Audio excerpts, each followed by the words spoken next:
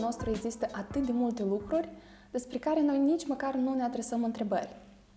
Dar dacă pornim din adâncuri, tot ce ne înconjoară reprezintă idei puse în mișcare sau realizare. Masa, scaunul, haina, microfonul, tot. Și tot interesant, cred eu, este că o idee apare din vizualizarea problemei, iar soluția o și constituie ideea. Eu mă numesc Luisa, iar alături de Ioana Vătămanu Mărcineanu ne-am propus să vorbim astăzi despre idee, ce este ea și să dezvoltăm ideile care apar în momentul în care ne gândim la idee. Ioana de curând și-a regizat propriul film care se numește Ce zici? Și cum spune ea într-un interviu, ideea mea a apărut spontan la bucătărie. Și acum hai să descoperim ce este ideea, cum vine ea și de ce la bucătărie. Salutare, Luiza! Mulțumesc tare mult pentru invitație. Uite, de la o idee frumoasă a pornit probabil și proiectul ăsta al vostru. Așa că felicitări pentru o idee implementată, pentru că cineva zicea că o idee care rămâne în minte este o idee care nu valorează nimic. Deci, cumva, soarta unei idei este să devină implementată. Și voi ați reușit chestia asta, așa că felicitări pentru inițiativă. Cum se naște ideea? Nu știu cum se naște, dacă aș ști. Dar cert este că momentul în care simți că ai o idee nouă este un moment în care te simți cumva binecuvântat sau tare entuziasmat și surprins de energia asta intangibilă care îți lovește creierul. Ideile, probabil, asta este farmecul lor, faptul că nu prea poți să le controlezi. Deci uneori poți să te ia prin surprindere, alteori te întâlnesc în momente în care nici nu ți-ai fi imaginat că e posibil, cum a lovit pe mine într-o zi obișnuită la bucătărie. Dar știu că există exerciții de cumva atragerea ideilor sau cel puțin momente în care îți poți concentra creierul asupra studiului sau lucrului asupra unui anumit subiect. Fapt care a dus la nașterea foarte multe idei. Erau un fel de exerciții de antrenare a creierului, cum ar fi faptul să ții un jurnal, de exemplu. Atunci când ții un jurnal și când ești doar tu și caietul și pixul de mână, cumva creierul tău se antrenează și poate da naștere unor idei noi. Ori, de exemplu, altcineva spunea că o idee poate fi născută atunci când citești. Indiferent ce citești, poți să citești cea mai plictisitoare carte din lume, dar faptul că ești doar tu în liniște și ochii tăi zboară pe litere, iar gândul tău zboară mult mai departe în alte direcții și chestia asta poate da naștere unor idei. Ori ideile pot fi născute prin discuții cu oameni, mai ales cu oameni străini, cu necunoscuți, pentru că cumva atunci când ne obișnuim cu propriul nostru cerc de prieteni, cumva ideile sunt aceleași, se reciclează și nu prea ai materiale noi de nașterea unor idei, iar de aia e foarte binevenită discuția cu persoane noi în viața ta. Și asta facem și noi aici, cine știe, poate după discuția asta se vor naște niște idei. Dar după tine, care e rostul ideilor? Nu știu, cum ziceam, cred că ideea are drept scop, în primul rând, aducerea ei în realitate sau transpunerea ei în realitate, că fără asta nu prea ai mare folos într-o idee, dacă rămâne doar la tine în gând. Deși unii oameni ziceau că trebuie să fii foarte atent cu ce faci cu ideea ta, pentru că atunci când zici o idee cuiva, s-ar putea ca acest om să ți-o fure, așa că trebuie să fii atent să gestionezi cumva bine ideea și tu să fii cel care o implementează. Ideile se vând, ideile se cumpără, oamenii, de exemplu, regizorii de film aleargă după scenarii, nu au ei propria lor idei de film, dar aleargă după ideile altora și le cumpără ca apoi ei să fie cei care le implementează. Și tot așa se întâmplă probabil cu tot ce înseamnă producție de diferite bunuri, filme, muzică și așa mai departe. Eu, în general, cred că oamenii creează mii de idei pe zi, doar că uneori ei sau nu le dau importanță sau nu le conștientizează. Și foarte interesant cum tu ziceai că totuși o idee poate lua formă doar în momentul în care tu o implementezi. Și că tot o idee este, nu știu, parcursul nostru de a înlătura ceea ce ne deranjează. Dacă, cred eu, din propria mea experiență, în momentul în care mie nu-mi place relația cu o persoană, apar două extreme, adică sau eu înlătur relația, pur și simplu închei relația, sau continui, dar trec peste ceea ce pe mine mă deranjează sau trăiesc mai departe cu ceea ce pe mine mă deranjează. Și doar după asta apar miile și miile idei care creează mijlocul ăsta. Nu știu, tu te-ai gândit vreodată la chestia asta, că ideile anume înlătură problema sau cumva ceea ce pe noi ne deranjează sau soluționează? Da, cu siguranță ideile se nasc din experiențe proprii, din suferințe, din necesități. Ori citeam chiar acum câte invenții au avut loc sau s-au întâmplat din cauza că unii oameni pur și simplu aveau nevoie de un lucru și nu-l găseau pe piață. Fel de alarme, niște deșteptătoare care se aruncau în perete, pentru că omul ăla care a inventat deșteptătorul ăsta simțea nevoie ca dimineața să arunce alarma de furie că îl trezește. Și așa s-a născut un ceas electronic învelit într-un fel de peliculă de plastic care a generat foarte multe venituri pentru inventatorul lui. Așa că fiecare idee cred că are sorți de izbândă, doar trebuie ascultate de niște urechi care ar putea să încurajeze ideea asta, că e foarte important să încurajezi o idee. E tare, tare fragilă platforma pe care se naște o idee. Mereu e cumva zgâlțită de neîncredere și de dubii și de multe întrebări. E ideea asta o idee bună sau nu? Merită să-mi investesc timpul și efortul în dezvoltarea acestei invenții sau nu? De aceea e foarte important să încurajezi o idee, dar să fii sincer în același timp, să spui dacă o idee este bună sau nu, pentru că de altfel asta ar însemna cumva mult timp și efort depus de persoana respectivă într-o idee nulă. Și ideea pornită din bucătărie, cum îți spuneam, a filmului Ce zici, iarăși a avut norocul să fie auzită de niște urechi bune, care au zis că hai să facem filmul ăsta și care m-au împins și pe mine din spate să proced în facerea filmului Ce zici. Dar vrei să zici că dacă nu aveai parte de susținerea asta, ideea nu avea să ia formă? Wow, cu siguranță, absolut. Sunt mii de idei care mai circulă acum prin cap și pe care nu le consider a fi demne de a fi exprimate, verbalizate, dar asta nu știu cum. S-au aranjat așa stelele că am zis, măi, de ce n-aș zice cuiva ideea asta? Și iată că de acolo a pornit așa, da, Ioana, fă filmul ăsta, încearcă să scrii scenariul, încearcă să găsești finanțare. Și sunt absolut sigură că fără momentul ăla din bucătărie în care am zis ideea, le-am zis-o alor mei, nu cred că ar fi existat filmul ăsta.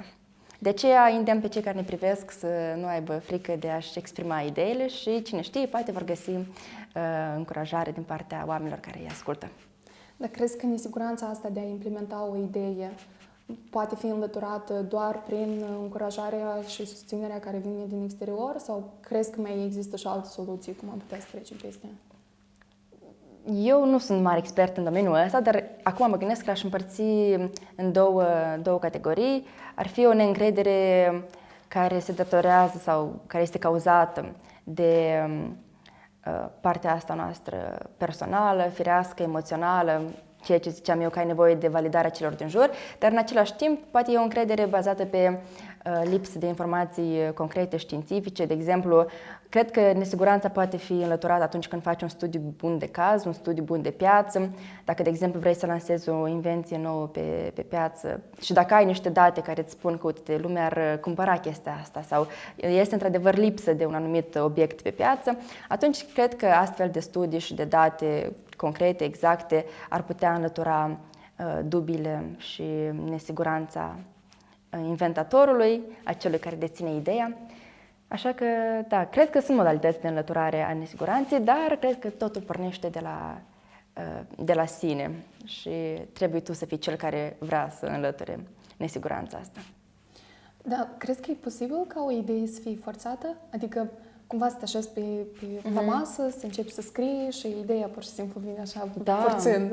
Absolut. De-aia ziceam că există multe exerciții de nașterea ideilor, meditația, de exemplu, ajută tare mult, sau momentul în care ești doar tu cu tine.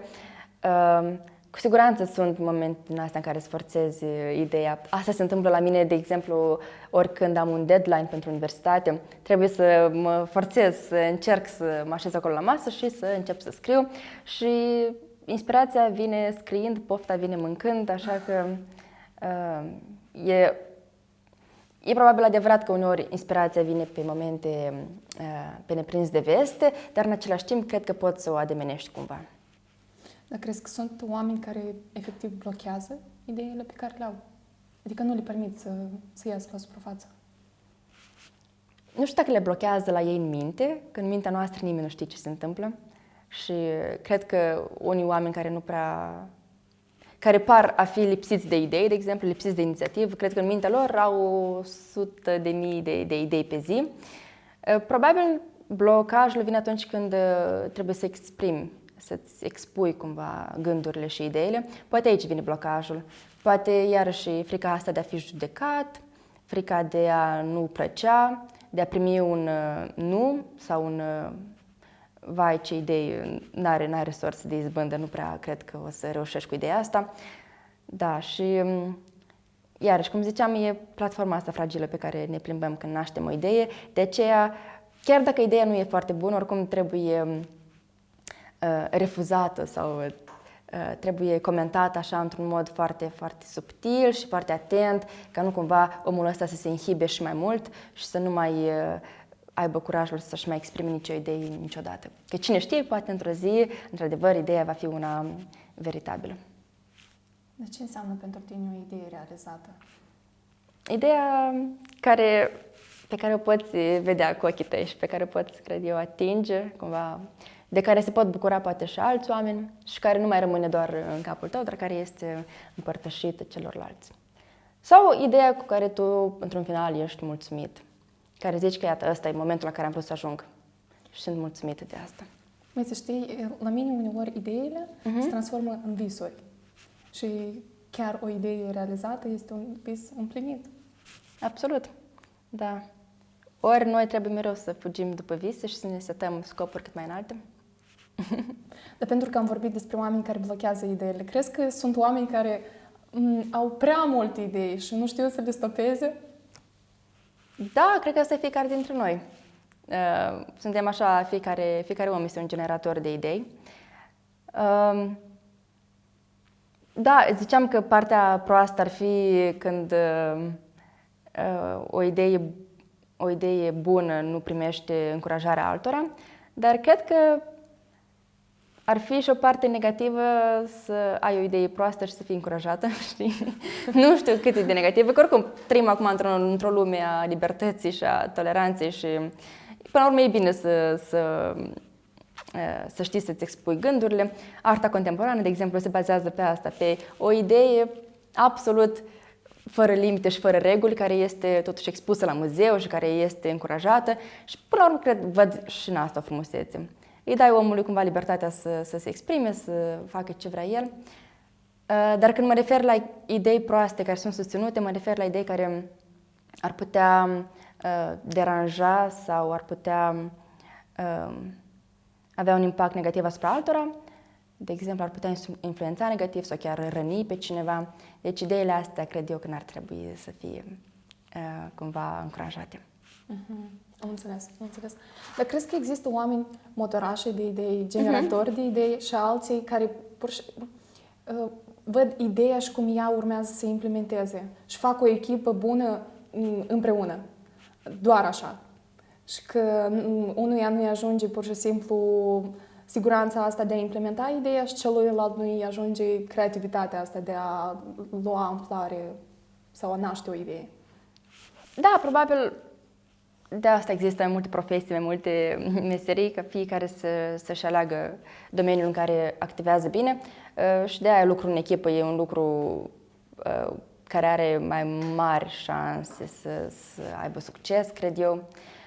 Pentru că, cum ziceai și tu, iei câte un pic din fiecare, dacă omul vine cu o idee și bună, iar celălalt se descurcă mai bine în implementarea ei, perfect, uniți-vă, faceți o echipă și reușiți împreună. Da, de aia cred eu că e necesară comunicarea și ajutorul reciproc între oameni și găsirea colaboratorilor competenți în domeniul ăsta. Da, cam... Dar tu știi cum să realizezi o idee sau cum să cauți, să găsești, să vezi cum realizezi, cum aduci ideea asta să ia formă?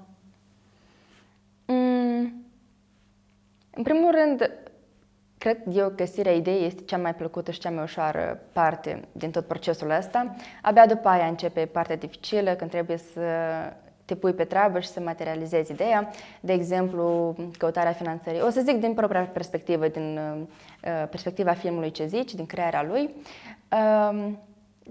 A fost cel mai complicat procesul ăsta de scriere a scenariului. Deci după ce am avut ideea și am zis, ura, facem filmul, după aia au urmat abia părțile complicate, de exemplu scrierea scenariului, care a durat vreo 1 an și jumătate și care tot suferea schimbări scenariul ăsta și a fost modelat ca o plastilină.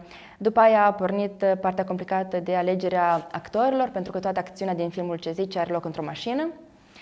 Deci aveam nevoie de actori tare buni care să poată juca și să poată exprima totul prin ochi, prin mișcări ale buzelor, ale mâinilor. Nu prea ai spațiu de desfășurare acolo în mașină, deci fiecare mimică era tare, tare importantă.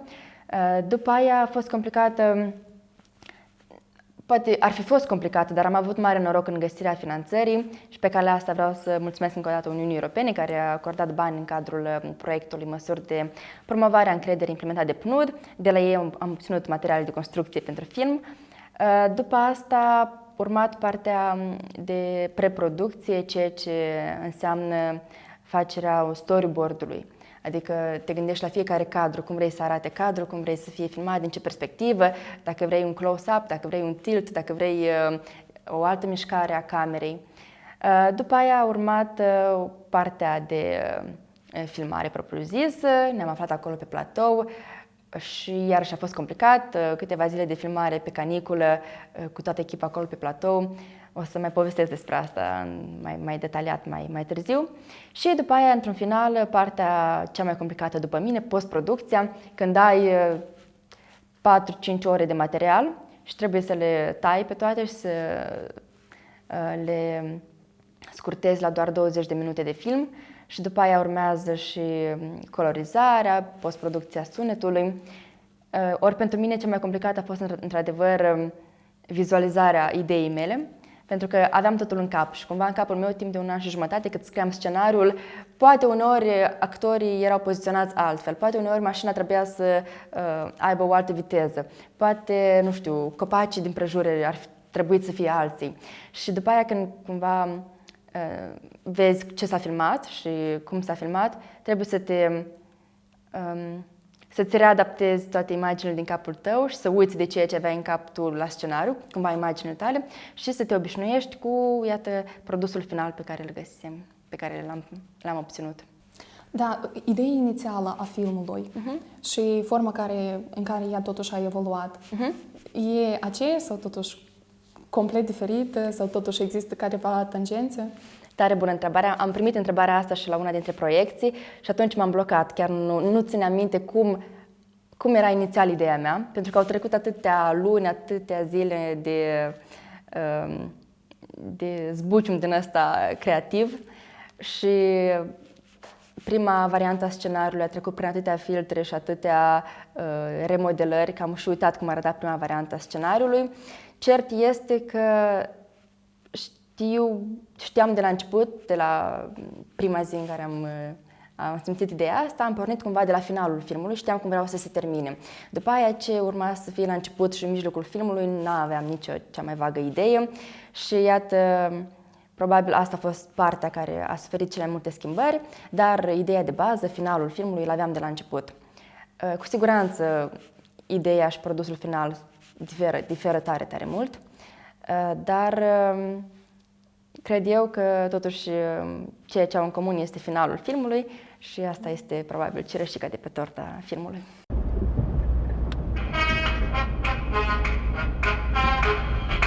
Ca o melodie ca lumea. Macarale, rând în soare argintii, macarale. Mulțumesc, bună ziua! Domnul Lavadul Vodă. Urcați. Suia gale, pe albastrele cărări. Eu sunt Victor. Alex. Suie în zări, o macara. Se aude din portbagaj, nu? Ce aveți, borcane? Am niște topoare. Am o senzație foarte stranie. Nu vreau să schimbăm mașina. Și te iubesc, și te Ia iubesc, du-te mai la geamul ăla. și te iubesc. Dar ce faceți? Da, asta cu siguranță. Finalul pur și simplu wow. Dar cum în general tu ai ajuns la ideea asta de final? Tare, tare mult aș vrea ca interviul ăsta cumva să reușesc să mă abțină să nu spun vreun cuvânt despre final, pentru că asta de fapt este și ceea ce îi rogăm pe spectatorii filmului, să nu divulge secretul finalului. Așa că voi fi foarte atentă la cum îți răspund la întrebări.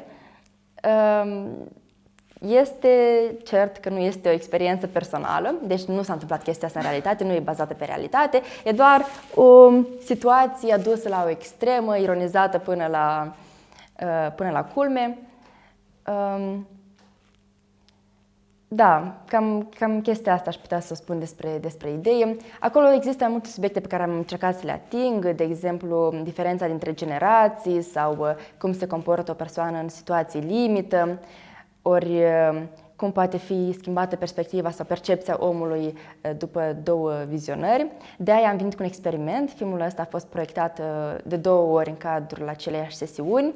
Deci oamenii care cumpărau un bilet la cinematograf aveau posibilitatea să urmărească filmul de 2 ori. Prima dată îl vedeau așa în cumva tabula rasa, cu nicio informație adăugătoare, deci veneai pur și simplu și te așezai pe scaun, pe când a doua oară priveai filmul deja dintr-o altă perspectivă, știind care este finalul. Dar tu încă trăiești cu ideea care putem să spunem că a fost realizată? Da, încă trăiesc filmul ăsta și cred că momentul ăsta de proiecție a lui în fața spectatorilor este momentul pe care îl visează toți autorii de film, pentru că am avut mari emoții când a avut loc premiera filmului. Mă uitam în sală și așteptam reacții din partea oamenilor. De exemplu, știam că acolo urmează o glumă. Nimeni nu râde la gluma asta. Ce s-a întâmplat? De ce nimeni nu râde? De ce nimeni nu reacționează așa cum mi-aș fi imaginat eu? Și cam asta a fost reacția mea în timpul premierii. Chiar a fost un fel de roller coaster și pentru mine, nu doar pentru spectatori. Pentru mine a fost un roller coaster pentru că pentru mine filmul adevărat atunci la premieră se întâmpla în sală, nu pe ecran. Eu mă uitam la oameni cum reacționează ei, care sunt reacțiile lor și iată, îți spuneam, la prima proiecție a filmului era liniște completă în sală, cumva o tensiune se plana deasupra sălii. Iar după aia, la a doua proiecție a filmului, în sfârșit am simțit reacția adevărată a oamenilor, cumva. Abia atunci mi-am dat seama că unele glume au reușit, altele până la urmă n-au fost înțelese și da, iată, ăsta a fost momentul în care mi-am văzut eu ideea realizată într-un final. De ce a fost cel mai greu? Legate de film? Cred că tehnic vorbind a fost postproducția. Acolo când ziceam că am așezat în fața mesei de montaj, în fața calculatorului și trebuia să aleg cele 20 de minute din aproximativ 6 sau 5-6 ore de material. Cumva scrierea scenariului depindea doar de mine, într-un fel eram eu închis în camera mea, scriam, nu mă prea presa nimeni. Apoi fazele următoare, repetiția cu actorii, ori pregătirea platoului de filmare, iarăși a fost așa o experiență nouă pentru mine. Când am filmat pe platou, iarăși, n-aveai timp să te plictisești acolo sau să te gândești că e greu, trebuia pur și simplu să lucrezi, să dai tot ce mai bun din tine. Abia la postproducție, cumva am simțit greutatea asta a filmului, pentru că se aștepta un rezultat bun, după atâta efort pe care îl simțeam eu în spate, atât din partea echipei de filmare, cât și din partea finanțatorilor care au așteptări asupra produsului final, față de produsul final. Iată, acolo la postproducție am simțit cea mai mare greutate, pentru că trebuie să țești cumva un covor din tare multe ațe pe care le-ai filmat și e tare complicat. Plus, e un lucru de rutină, în fiecare zi, timp de o lună, 2 luni, te trezești, mergi în fața laptopului și începi să lucrezi. Astăzi ți se pare că varianta de ieri nu e atât de bună și modifici sau lucrezi mereu asupra aceluiași minut. Chiar dacă știi că mai sunt încă 20 de minute care așteaptă să primească atenție din partea ta. Și iată, postproducția cumva pentru mine a fost cea mai complicată perioadă din facerea filmului Ce zici. Dar am avut parte de oameni tare buni și în postproducție care m-au ajutat cu expertiza lor și care au venit cu un sfat bun, cu un ochi proaspăt. Că și asta e o problemă în partea de postproducție. Vezi non-stop filmul ăsta, îl vezi zi de zi, trăiești cu el, deja ochiul tău e obosit de film și nu mai gândește limpede atunci când vezi un joc actoricesc, nu mai știi, o jucat bine sau nu, nu mai știi dacă se leagă, dacă e coerent, cumva e supra-solicitat ochiul tău. Și atunci un ochi proaspăt e tare binevenit. O idee nouă sau un feedback în timpul procesului de postproducție e ca o pâine caldă. Dar crezi că persoanele care ți-au fost alături, știu că sora a fost alături de Părinții. tine, părinții au avut un aport total? Dacă nu existau ei, era posibil tot ce ai ajuns să faci? Nu cred că era posibil și realizez chestia asta. Poate ar fi fost posibil, dar mai târziu, știi, după ce terminam universitatea, poate după ce făceam, nu știu, propriul meu studiu sau când începeam eu să caut granturile astea, dar cumva fundamentul bine pus de părinții mei, care toți sunt cineaști, a jucat un rol efectiv substanțial în facerea acestui film, pentru că cumva de la ei am primit, iarăși în primul rând, sprijinul ăsta moral și sprijinul tehnic. Tot de la ei am aflat de grantul ăsta al Uniunii Europene. După aia, mama mea m-a ajutat foarte mult și în postproducție, ea iarăși fiind ochiul ăsta proaspăt și ochiul al unui regizor care are mulți ani de experiență în spate și care iarăși a venit cu multe sfaturi. Așa că le datorez în 100%, cred eu, facerea acestui film sau existența acestui film părinților, surorii mele și a întregii echipe care a lucrat în spate. Trebuie să menționez aici bravii actori care iarăși au avut tare mare răbdare pe platoul de filmare, așa cum îți ziceam, era caniculă devastatoare în zilele alea de vară, așa că Vlad Sabajuc, Corina Rotaru și Tudor Andronache, cei care joacă rolul celor 3 personaje, au dat dovadă de tare mare răbdare și tare mare bun simț, în primul rând, pentru că e mare tensiune acolo pe platoul de filmare și e mare presiune, te presează și timpul de afară și soarele care apune și lumina care se schimbă și noi filmam pe drum și ne presau și cei care claxonau din spate, pentru că mașina noastră mergea tare greu.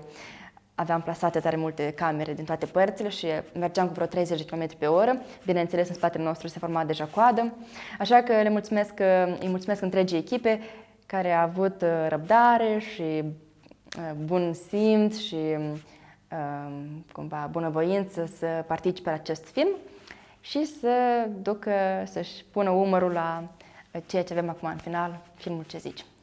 Dar ți-aduce aminte de un moment care te-a marcat, poate în timpul filmărilor, poate în afara lor?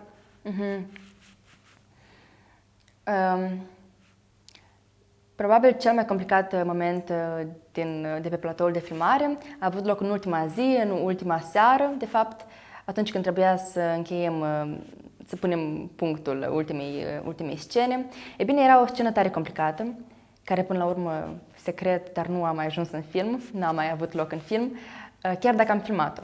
Dar scena era tare complicată. Era vorba de o macara pe care trebuia să facă următoarea mișcare, deci trebuia să pornească de la o zebră de pe drum, trebuia să urce în sus, să descopere tinerii noștri, 2 autostopiști, un cuplu care așteaptă mașina și care dau din mână, trebuia să descopere pe ei cum se sărută, după aia făceam așa un cerc în jurul lor și, într-un final, din cealaltă parte, descopeream mașina șoferului care îi aștepta cumva, care îi urmărea.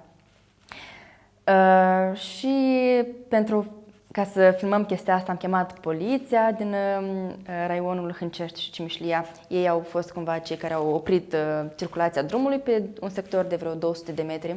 Deci erau polițiști acolo și acolo de ambele părți ale drumului. Ei opreau mașinile așteptau vreo 5 minute. Noi în timpul ăsta aveam o singură șansă să facem mișcarea asta cu macaraua, să vedem dacă iese, dacă nu ieșea, trebuia să dăm drumul mașinilor care treceau.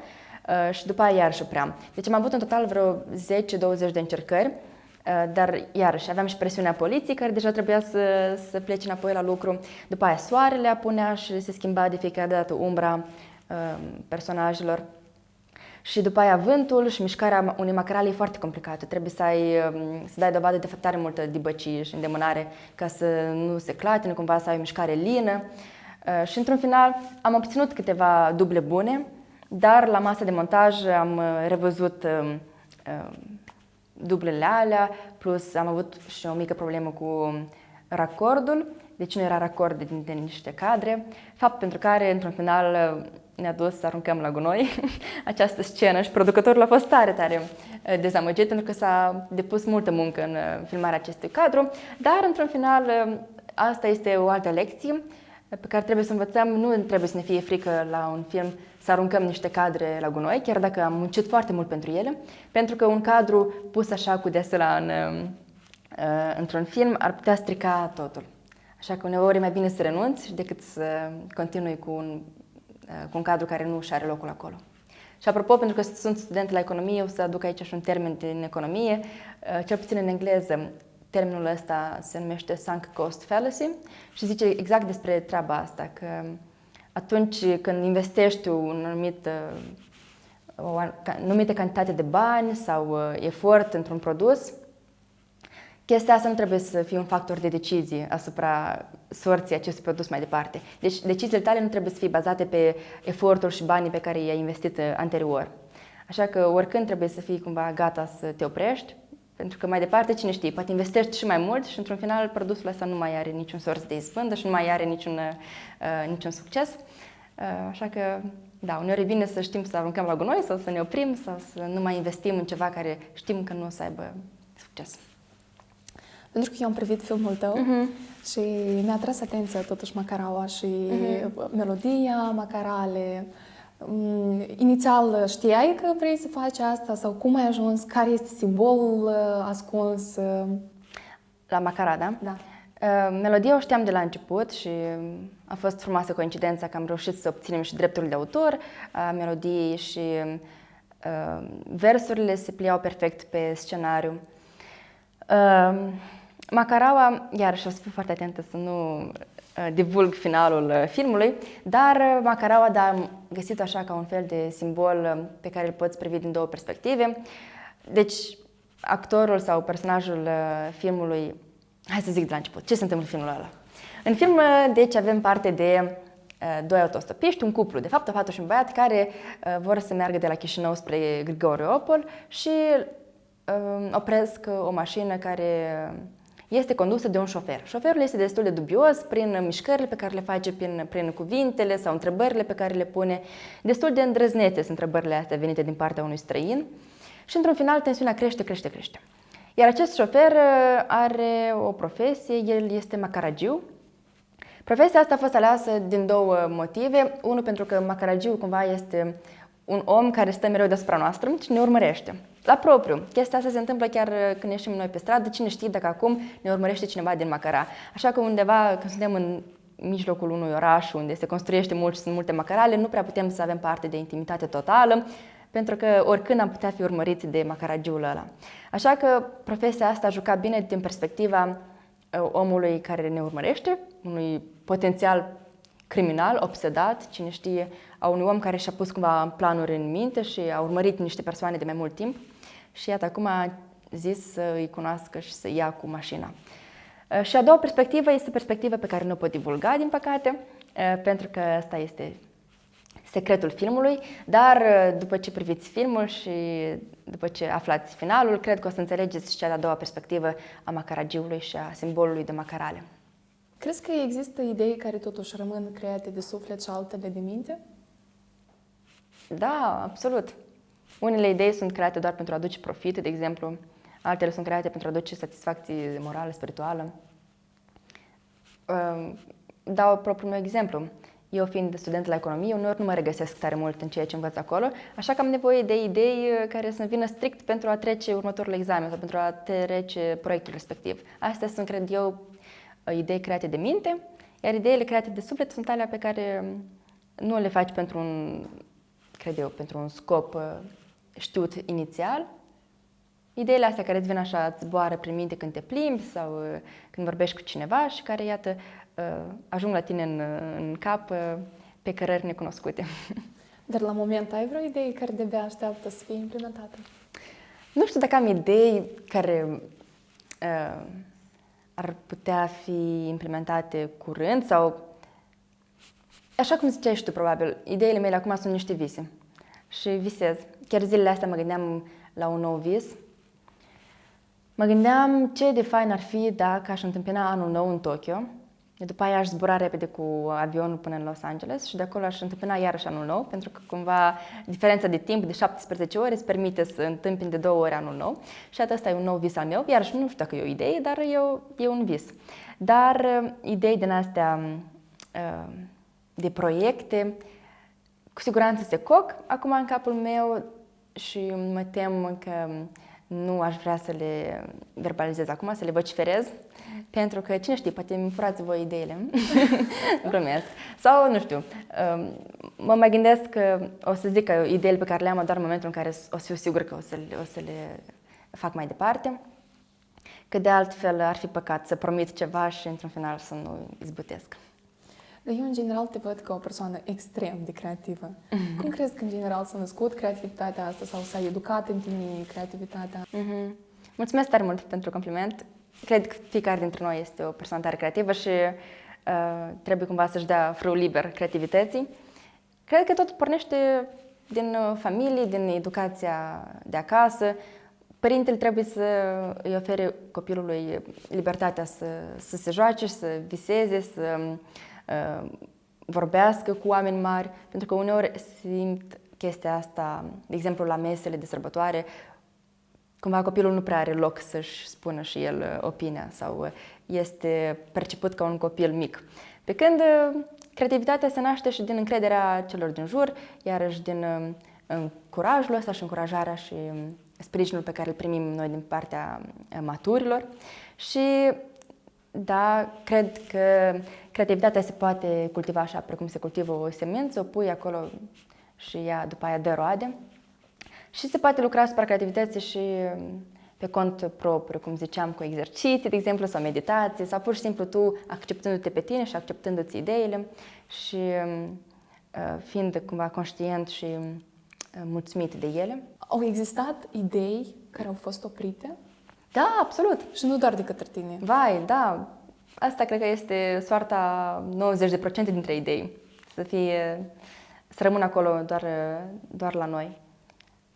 Da, uneori fie au fost întrerupte sau planul lor, traseul lor a fost întrerupt de factori externi, alteori pur și simplu de mine și de gândurile mele, dar cu siguranță. Dar cred că asta este un mod natural și normal, pentru că de altfel am fi mult prea ocupați să ne implementăm ideile și am uitat de orice altceva ce se întâmplă în jur.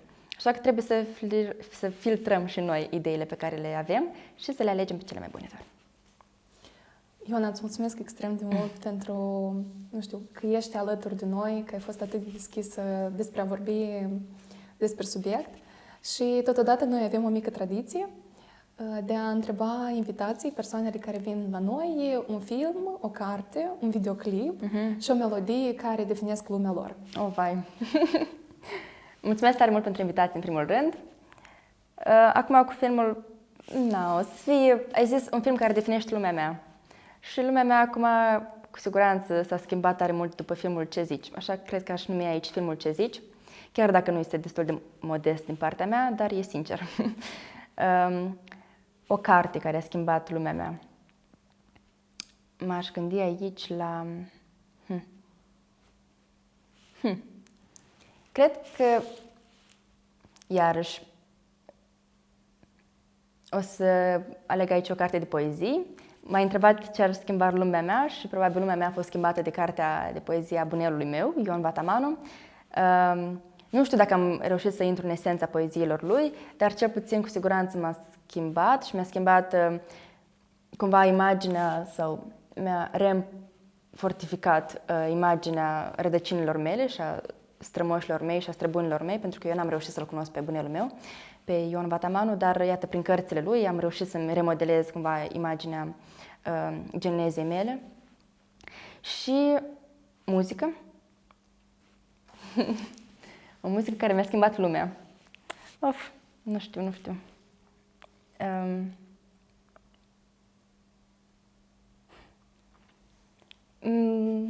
Nu știu dacă există așa melodie. Tare multe melodii îmi vin acum în cap. Balada lui Porumbescu, de exemplu, sau Lasă-mi toamnă ochii verzi. Vai, e o melodie așa de frumoasă. Chiar v-aș îndemna să o ascultați. Sunt pasionată de folcul românesc vechi, așa că din anii 80-90. Așa că Pasărea Colibri sau Phoenix sunt pe lista playlistului meu. Și un videoclip.